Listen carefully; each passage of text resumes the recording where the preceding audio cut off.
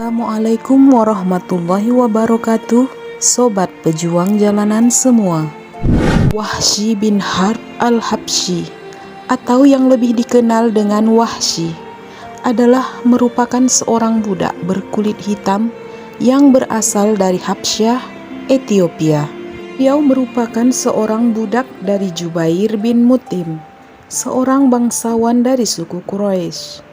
Dalam kisahnya, Jubair menjanjikan kepada Wahsy untuk memerdekakannya dari perbudakan apabila ia berhasil membunuh Hamzah bin Abdul Muthalib, paman Nabi Muhammad dan juga orang yang telah menewaskan paman dari Wahsy, bernama Tu'aimah bin Adi, di dalam perang Badar yang telah terjadi. Kematian pamannya tersebut membuat Wahsy sedih sekali, sehingga ia menaruh dendam kepada Hamzah.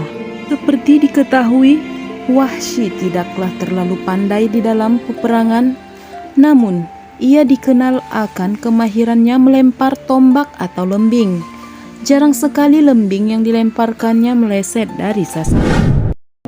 Maka dibentuklah pasukan yang dipimpin oleh Abu Sufyan bin Harb untuk memusnahkan pasukan muslimin yang telah membunuh kawan dan saudara mereka di dalam perang Badar. Dalam pasukan tersebut turut juga Hindun binti Utbah, yakni istri beliau sendiri yang ingin membalaskan dendam kepada paman Nabi karena telah membunuh saudara dan ayahnya, dan juga Ubaidah bin Haris. Lalu perang ini dinamakan dengan Perang Uhud.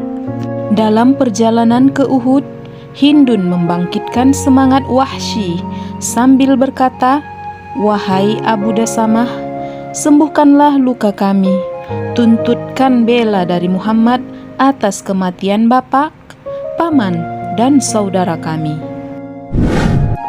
Misi Wahsy hanya satu, yaitu untuk membunuh Hamzah saja. Maka ketika perang Uhud terjadi, Wahsy hanya memantau dan fokus pada pergerakan paman Nabi tersebut. Saat itu ia melihat bagaimana dengan gagah dan beraninya Hamzah di dalam menaklukkan musuh-musuhnya. Tak ada satupun yang bisa melawan paman Nabi tersebut.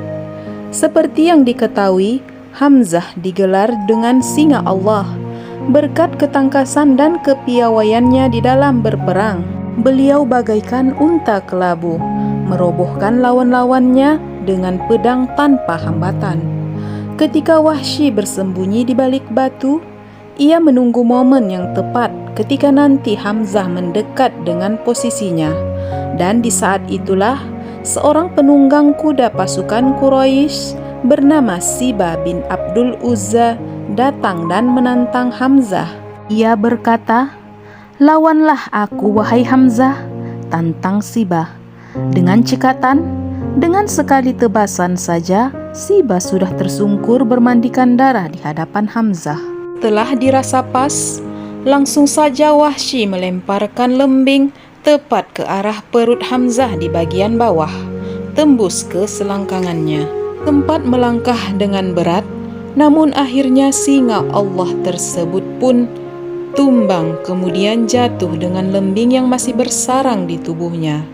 Setelah benar-benar telah tewas, Wahsy pun mendekati jasad Hamzah dan mencabut lembing miliknya, lalu kembali ke perkemahan karena tidak memiliki kepentingan lain lagi di situ.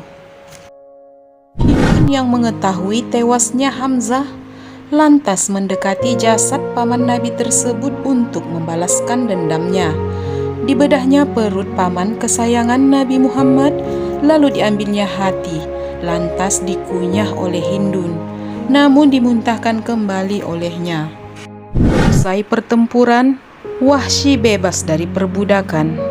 Hari-hari terus berlalu. Kekuatan Muslim di Madinah pun semakin kuat. Kaum muslimin kian bertambah. Wahsy pun semakin khawatir.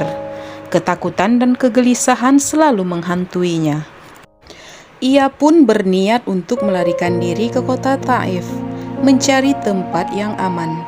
Namun, di Taif pun penduduknya banyak yang menyatakan keislaman. Ia pun bingung harus pergi kemana lagi. Penyesalan pun datang menghinggapinya. Bumi ini yang luas terasa sempit olehnya. Dalam kebingungan seperti itu, seorang sahabat pun menasehatinya, "Percuma saja engkau melarikan diri. Demi Allah, Muhammad tidak akan membunuh orang yang masuk agamanya dan mengakui kebenaran Allah dan Rasul-Nya." Mendengar nasihat tersebut, Wahsy pun berangkat menuju Madinah. Di hadapan Rasulullah ia menyatakan diri masuk Islam. Namun, begitu mengetahui Wahsy adalah pembunuh pamannya, Rasulullah memalingkan mukanya dan tidak mau melihat wajah Wahsy. Hal itu terjadi sampai Rasulullah wafat. Saat itu, Wahsy merasa sangat berdosa dan menyesal sekali. Walaupun ia tahu bahwa Islam telah menghapus dosa-dosanya, namun ia terus sangat merasa menyesal telah membunuh seorang pahlawan Islam secara licik dan tidak jantan.